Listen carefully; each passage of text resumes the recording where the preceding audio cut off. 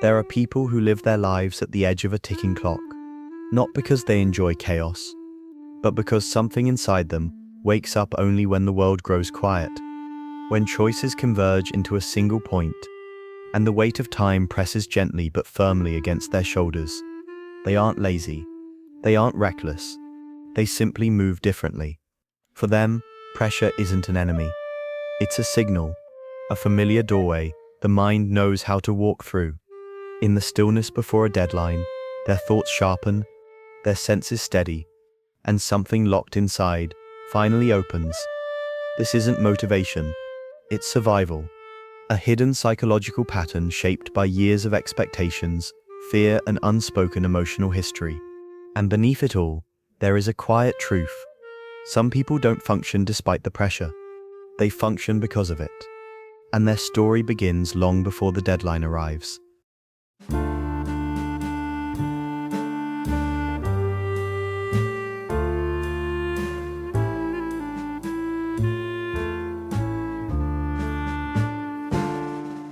There comes a moment, usually quiet, often unnoticed, when a person realizes they don't truly begin until the countdown starts. Not when the task is assigned, not when there's time to be thoughtful, paced, or prepared, but only when the clock begins tightening around them, pulling their scattered focus into a single sharp point. It's an experience that feels strangely familiar, as if the body knows this tempo, as if the mind has always moved to the rhythm of urgency. Before the pressure arrives, everything feels wide and foggy. Thoughts drift. Intentions float without landing. There is time, too much time, and the presence of possibility somehow becomes overwhelming. The world is soft, unstructured, and difficult to grasp. But when the deadline draws near, something shifts. The mind narrows. The noise quiets. The heart steadies in a way that doesn't make sense to anyone else. What should be stressful becomes clarifying. What should feel threatening becomes strangely grounding. This is the first recognition that pressure does not arrive as chaos, but as order. It brings a sense of direction that was missing moments ago, a quiet certainty, a feeling of being pulled back into the body, fully awake, fully capable. And for people who live this way, there's often a private question they seldom say out loud. Why do I only function when everything is about to fall apart? They don't yet know the answer. They only know the sensation, how the world becomes sharper under urgency, how they finally feel aligned. And though they may call it procrastination, this is something deeper, a moment where pressure becomes a familiar doorway, and walking through it feels like coming home. Before urgency became a habit, it was a lesson. Long before adulthood, long before deadlines and responsibilities, there was a smaller version of this person, one who learned that calm was never truly calm, and that stillness could shift at any moment. For many, the pattern begins in homes where pressure wasn't an exception, but a climate.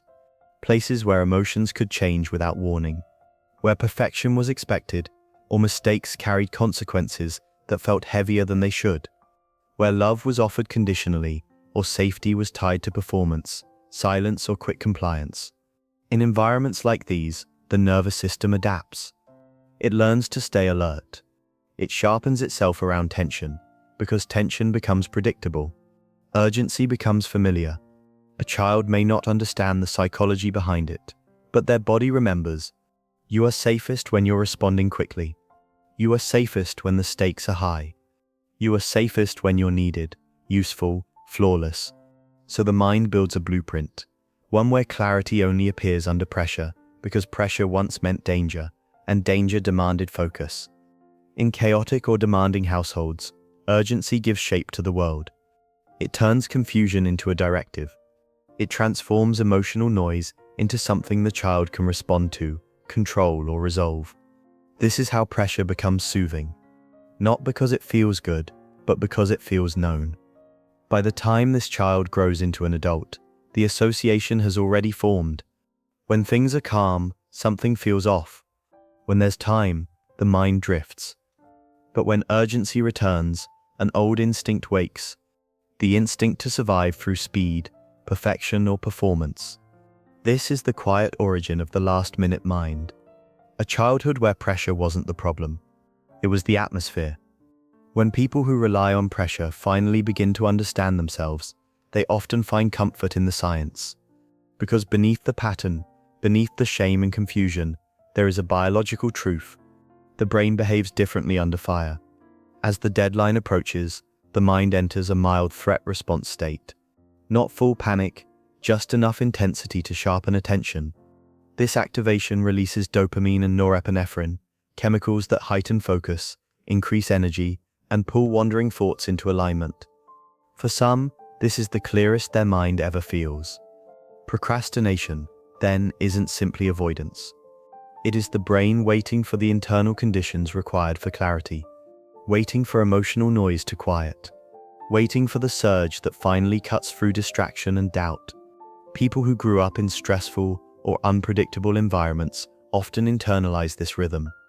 Their nervous system becomes accustomed to functioning under heightened arousal. So when the clock tightens, the body recognizes the pattern. This is familiar. This is when you rise. Emotional memory and biology blend in subtle ways. Past urgency trains the brain to associate pressure with activation, and activation with competence. Calm states, by contrast, can feel unfocused or uncomfortable because the chemistry of alertness isn't there. This is why some people don't feel ready until the last possible moment. Their mind is calibrated for intensity. Their focus blooms under heat. It is not a flaw. It is a map of how the brain learned to protect itself. A neurological echo of earlier years, where pressure meant purpose and urgency meant clarity. There is a private heaviness carried by people who function under pressure, a quiet guilt that settles in the spaces between their bursts of sudden productivity. After the rush fades, after the deadline is met, and the adrenaline dissolves, a familiar self-criticism rises. They wonder why they couldn't start earlier, why they needed the fear, why their potential only seems to appear when time is running out. This guilt doesn't shout, it lingers.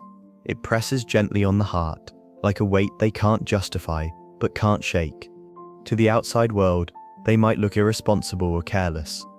Inside, they feel the opposite. They care deeply, so deeply that the pressure becomes overwhelming until the very last moment forces their clarity. They carry the fear of being misunderstood, of being judged as unmotivated, when the truth is far more tender and complex. They know who they want to be.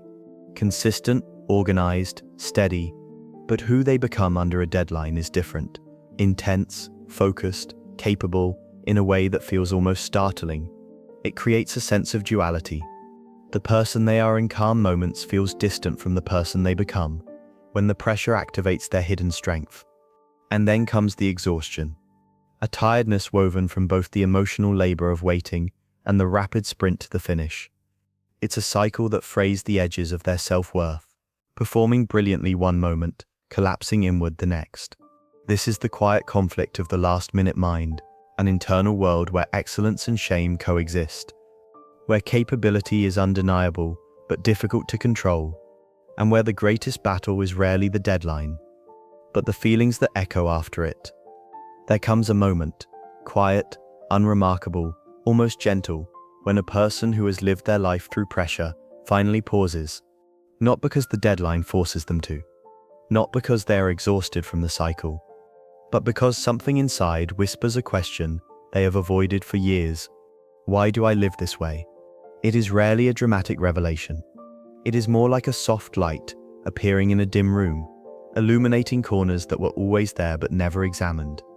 They begin noticing the emotional weight behind their urgency, the echoes of their childhood, the way their body tenses even when nothing is wrong. For the first time, the pattern feels less like a personality trait and more like a history. This is the shift from survival to awareness.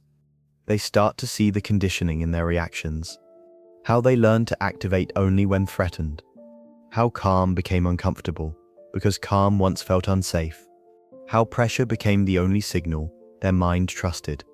It's a tender moment, almost sacred, because it carries both grief and clarity. Grief for the younger self, who had to adapt so intensely, clarity that their present behavior is not moral failure, but emotional inheritance. They begin exploring the space between the bursts, the silence they once filled with guilt. In that space, they discover themselves more honestly than any deadline ever allowed. This turning point doesn't change the pattern overnight, but it breaks the spell.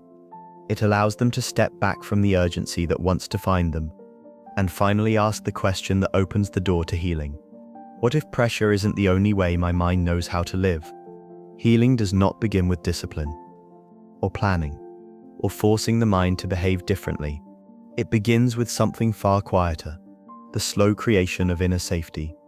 For people who have lived their lives in urgency, calm is not immediately comforting. Stillness feels unfamiliar, even suspicious. So healing unfolds in small recognitions, moments when they notice their body relaxing before the pressure arrives, or when they begin a task without waiting for fear to ignite their focus. It is not transformation. It is reintroduction. They start learning the difference between true rest and the numbing pause before panic.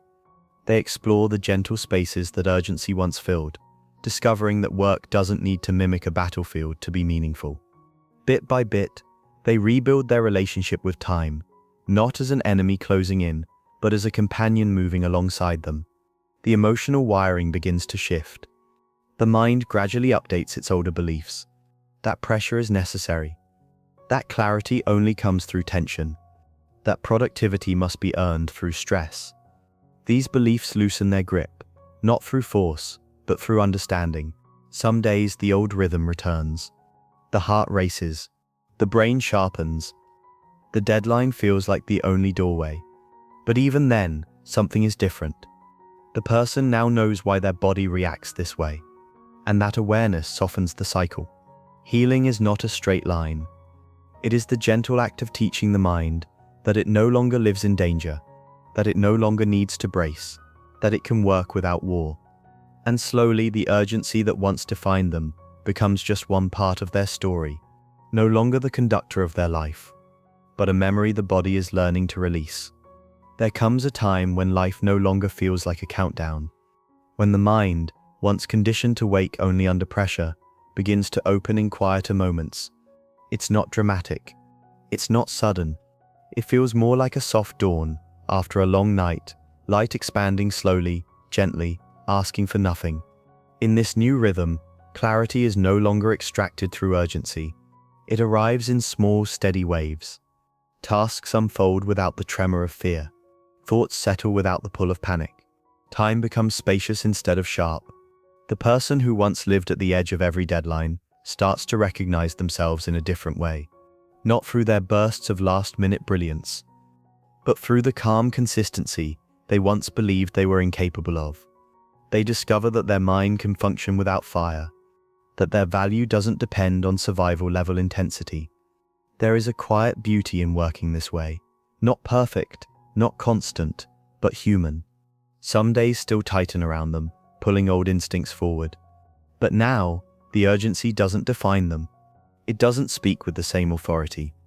It's just a sensation, passing through, no longer a command. And in that softened space, an unexpected peace appears. Not because the pattern has vanished, but because they finally understand it. Because the last-minute warrior inside them is no longer fighting a war. They are simply learning a new way to move through the world. A life beyond urgency is not a life without effort. It's a life with room to breathe, room to begin early, room to live gently. And in that gentleness, something profound reveals itself. The mind that once needed pressure to function was never broken, only protecting a younger version of itself, until it finally felt safe to slow down.